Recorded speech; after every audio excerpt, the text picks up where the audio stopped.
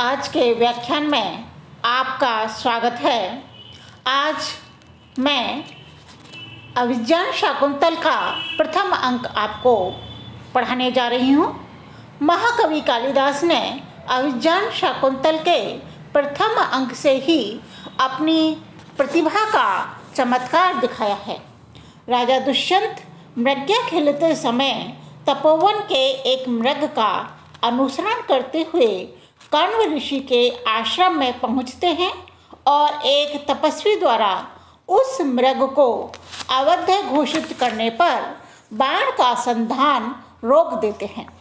शकुंतला के किसी अनिष्ट की शांति के निमित्त सोम तीर्थ गए हुए कण्व ऋषि के आश्रम में दुष्यंत प्रविष्ट होते हैं और शकुंतला अपनी सखियों अनुसुईया और प्रियवदा के साथ पादप सिंचन करती हुई उनके दृष्टिपथ में आती है।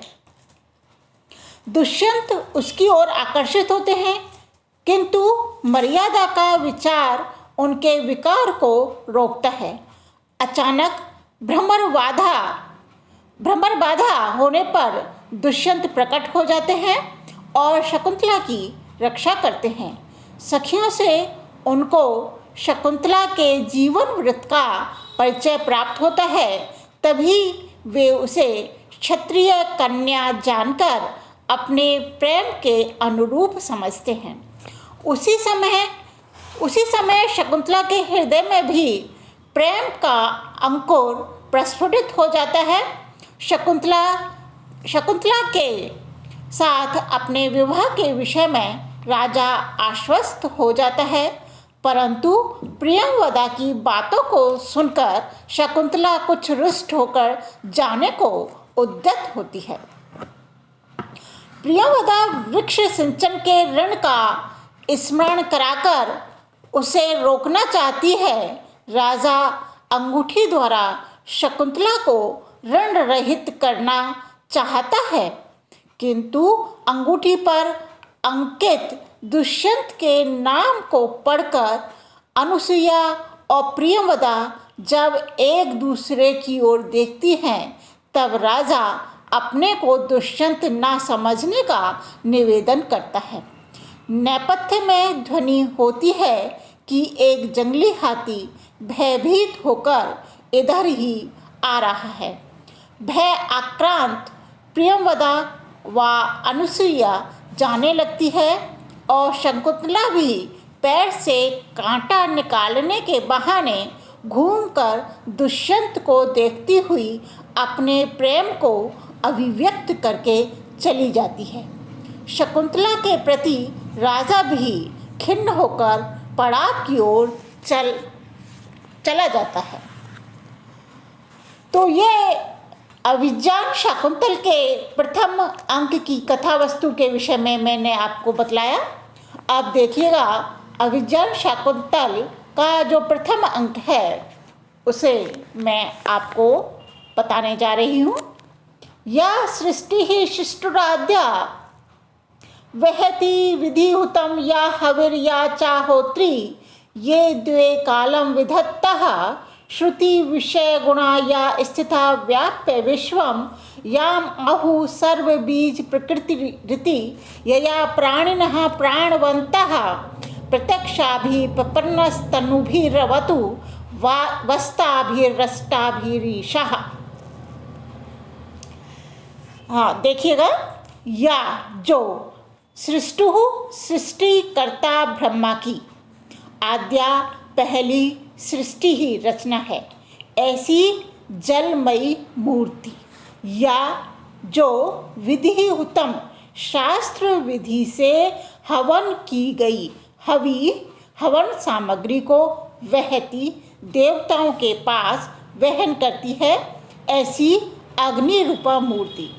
याचा और जो होत्री हवन करता यजमान स्वरूपा है। ये और जो द्वे कालम दो समय को विधत्तः धारण करती है, अर्थात सूर्य तथा चंद्रमयी मूर्ति। या जो श्रुति विषय गुणा श्रवणेन्द्रिय द्वारा ग्रहण करने योग्य शब्द रूप गुण की आश्रय भूता विश्वम व्याप्य संसार को व्याप्त करके स्थित है, अर्थात आकाश स्वरूपा मूर्ति या सर्व बीज प्रकृति ही, जो संपूर्ण बीजों का प्रकृति कारण इति इस प्रकार आहु कहते हैं। ऐसी पृथ्वी रूपा मूर्ति यया जिसके द्वारा प्राणिनः जगत के प्राणी प्राणवंतः प्राण युक्त कहलाते हैं, ऐसी वायु रूपा मूर्ति ताभी उनके द्वारा प्रत्यक्ष दृश्यमान अष्टाभि तनुभि 8 मूर्तियों के द्वारा प्रपन्नः युक्त ईशः सर्वशक्तिमान भगवान शिव वह आप सबकी अर्थात नाटक दर्शनार्थ उपस्थित समस्त सामाजिकों एवं नट आदिकों की अवतु रक्षा करें। तो महाकवि कालिदास द्वारा प्रस्तुत श्लोक में अपने इष्ट देव भगवान शिव की अष्ट मूर्तियों का उल्लेख किया गया है। पुराणों में भगवान शिव को अष्ट मूर्ति कहा गया है।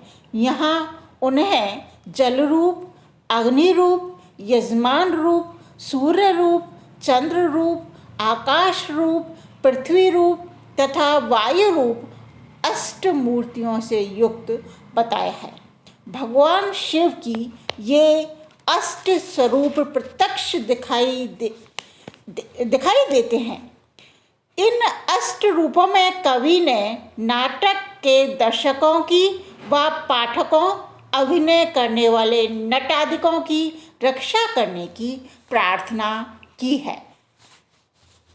तो महाकवि कालिदास ने संस्कृत कवि परंपरा के अनुसार अपनी रचना के आरंभ में यह श्लोक मंगलाचरण रूप में प्रस्तुत किया है।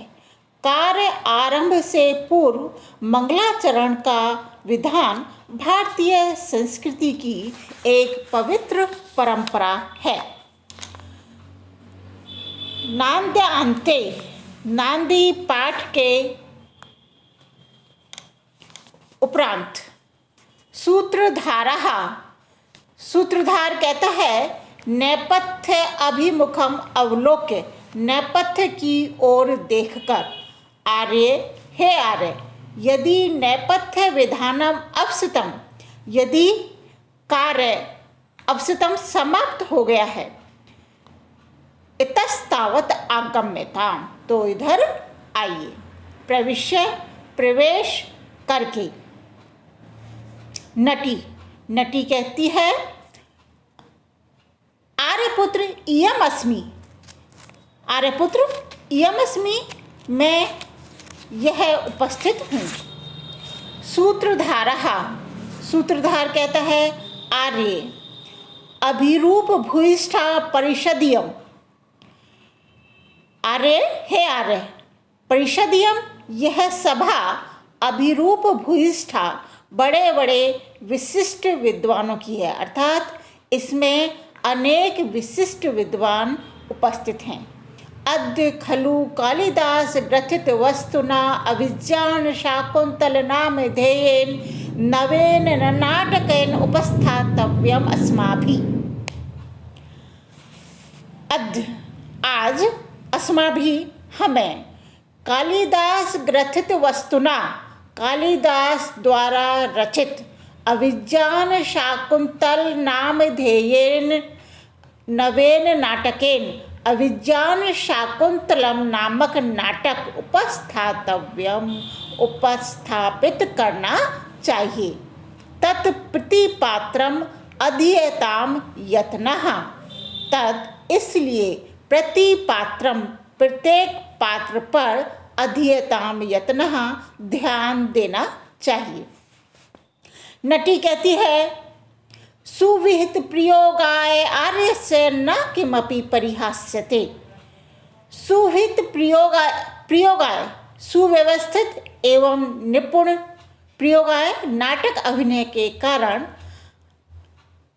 किमपि किसी को ना परिहास्यते न्यूनता दिखाने का अवसर नहीं मिलेगा, अर्थात आपका उपहास नहीं होगा।